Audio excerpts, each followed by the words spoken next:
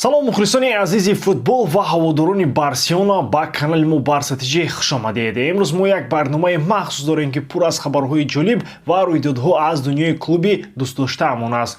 Аввалин хабарҳои хуш: Ронал Араухо пас аз ҷароҳат дубора ба майдон бармегардад. Ҳамаи мо бо беқарорӣ интизори ин лаҳза будем ва ҳоло ҳимояи мо боз ҳам қавитар мешавад. Ғайр аз ин, Барселона шартномаашро бо яке аз тарбиятгирандагони боистеъдодаш тамдид мекунад. Ин як қадами муҳим барои ояндаи даста аст ки нишон медиҳад клуб ба бозингарони ҷавон ва боистеъдод такя мекунад. Ҳамчунин мо хабарҳо дорем дар бораи дарвозабони нав ки ивазкунандаи шоистаи Марк-Андре Тер Штеген хоҳад шуд. Ин қувватбахшӣ ба даста боварӣ ва субот меорад дар хати дарвозаи мо. Имрӯз дар бораи ин хабарҳо муфассалтар гап мезанем. Мутаассифона дӯстон, тавре ки шумо шояд пай бурдаед, видеои мо на он қадар зуд мебороянд, гарчанде ки мо мехоҳем. Канали мо ҳанӯз сарпараст надорад ва мо ба дастгирии шумо тамошобинони азиз умед дорем. Агар ба шумо маъқул шуд он чизе ки мо мекунем ва хоҳед ки канал идома ёбад ва шуморо бо хабарҳои тоза шод гардонад, метавонед моро тавассути донатҳо дастгирӣ кунед. Кӯмаки шумо бебаҳо хоҳад буд ва ба мо имкон медиҳад ки видеои бозам ҷолибтар нашр кунем. Ташаккур ки бо мо ҳастед ва биёед якҷоя муваффақиятҳои Барселонаро пайгирӣ кунем. Фаромӯш накунед дар канали мо обуна шуданро агар ту мухлиси Барселона бошӣ. Лайки қиматбои худро гузоред, мо бошем сар мекунем.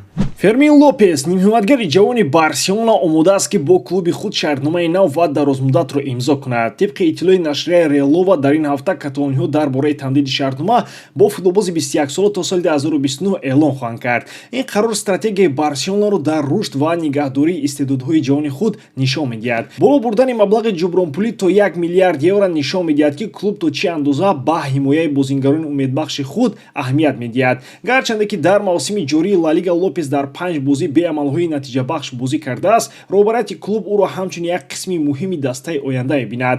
Гузариши Барселона ба давраи нав ки дар он ба ҷавонон ва роҳбарони нав такя мекунад, анҷоми давраи навсозӣ пас аз рафтани ситораҳои ба монанди Месси ва дигар бозингарон рамзгузорӣ мекунад. Ин замони тағйирот ва навсозӣ аст ва Барселона дубора ба қуллаҳои футболи Аврупо бармегардад. Ҳамчун мухлиси Барселона, ман дар тамдиди шартнома бо Фермин Лопес як қадами муҳимро дар роҳи сохтани дастаи нав ва рақобатпазирӣ мебинам. Мо муддати тӯлонӣ интизор будем ки клуб аз вобастагӣ ба чунин легендаҳои ба монанди Месси, Бускетс, Суарес ва Жорди Алба раҳо шавад. Ва гарчанде ки ин раванд чанд сол тӯл кашид, ҳоло мо шоҳиди ташаккули даста бо чеҳраҳои нав ҳастем ки омодаи мубориза дар сатҳи баланд аст.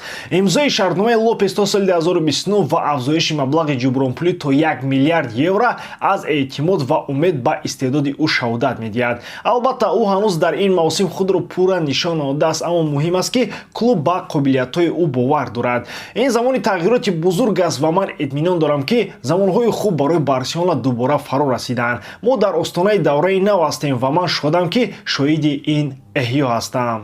Тобистони соли 2023 барои Ронал Араухо ва ҳамаи мухлисони Барселона як озмоиш гардид. Дар бозии чорякфиналии ҷоми Амрико бар зидди Бразилия ҳимоятгар ҷароҳати рони рости худро гирифт ки иштироки ӯ дар қисми тирамоҳии мавсимро зери суол гузошт. Барқароршавии Араухо тибқи иттилои нашрияи Марка бо суръат идома дорад ва ӯ аллакай наздик аст ки ба майдон баргардад. Аввалан интизор мерафт ки ҳимоятгар танҳо дар моҳи январ барқарор мешавад, аммо бо шарофати кори пуршиддати ҳайати тиббӣ ва худи бозингар баргашти ӯ метавонад аллакай дар моҳи ноябр сурат гирад. Дар ҳайати Барселона ба ин раванд бо эҳтиёт муносибат мекунанд то ки аз такрори ҷароҳат ки бо Ансу Фати ва дигар бозингарон рух дода буд худдорӣ кунанд. Бо вуҷуди ин, баргашти Ронал як кӯмаки муҳим барои даста хоҳад буд, ба вижа бо назардошти ҷадвали пурбори бозиҳо ва зарурати ротатсияи ҳайат. Хабари олӣ барои ҳамаи мо мухлисони Барселона: Ронал Араухо ниҳоятан бармегардад. Бешубҳа даста бе ӯ низ хуб бозӣ мекард, аммо ҳузури ӯ дар майдон ҳамеша боварии иловагӣ дар ҳимоя аст. Зеро ҳамаи мо медонем ки Ронал яке аз беҳтарин ҳимоятгарони ҷаҳон аст ва сами ӯ дар бозии даста бебаҳост. Муҳим аст ки ӯ барои бозиҳои муҳим дар соли 2025 дар беҳтарин шакли худ баргардад. Ханси Флик оқилона амал мекунад ки ӯро зуд ба ҳайат ворид намекунад, то ки аз такрори хатоҳои гузашта бо дигар бозингарон худдорӣ кунад. Мо ҳама бо шавқ интизори баргашти ӯ ҳастем, зеро ин рақобатпазирии моро боварӣ мебахшад ва ба Пау Кубарси ва Иниго Мартинес ки бешубҳа истироҳатро сазовор шуданд, имкон медиҳад ки истироҳат кунанд. Биёед Роналдуро дастгирӣ кунем ва ба барқароршавии пурраи ӯ умедвор бошем. Ба ҳар ҳол, агар шумо низ мисли ман ягон хабари дастаи дӯст доштаатонро аз даст додан нахоҳед, як канале ҳаст ки метавонед дар бораи ҳамаи рӯйдодҳо бохабар бошед. Ман дар бораи канали телеграме ки ба Барселона ва ҳаводорони он бахшида шудааст мегӯям. Ин канали беҳтарин аст то ахбори навтаринро муҳокима кунед ва бо дигар мухлисони Барселона ҳамсӯҳбат шавед. ҳамроҳ шавед ва биёед якҷоя дастаи худро дар роҳи пирӯзии нав дастгирӣ кунем. ссилкаи телеграм-канал дар описанияи ин видео. дар ҷони футболи Барселона тағйиротҳои нав дар пеш аст. Клуб қадами стратегӣ гузошта барои равзанаи трансферии тобистона омодагӣ мегирад. Барса ният дорад дарвозабони навро имзо кунад. дар заминаи ҷароҳати Марк-Андре Тер Штеген ва синни соли ӯ ки соли оянда ба 33 мерасад, роҳбарати варзишӣ тасмим гирифт ки ба бозор барояд. Шестни ки дар даста муваққатан ҳузур дорад, дар дарозмуддат ба назар намерасад ва ояндаи Иньяка Пеня номуайян боқӣ мемонад. дар маркази таваҷҷӯҳ Диего Кошта, дарвозабони 25-солаи португалӣ аз Порту ки кайҳо боз дар назари шуъбаи варзишии клуб қарор дорад мебошад. ин дарвозабони универсалӣ ки бо бозии аълои пояш машҳур аст, интихоби беҳтарини Деку шудааст, аммо нархи ӯ ки 45 миллион евро аст, метавонад монеаи ҷиддӣ дар роҳи имзо шудан бошад. ҳавасмандӣ ба Кошта инчунин аз ҷониби Манчестер Сити зоҳир мешавад ки ба ин сагаи трансферӣ интрига зам мекунад. ҳамчун мухлиси Барселона ман наметавонам дар бораи ояндаи дарвозабонии дастаи мо фикр накунам.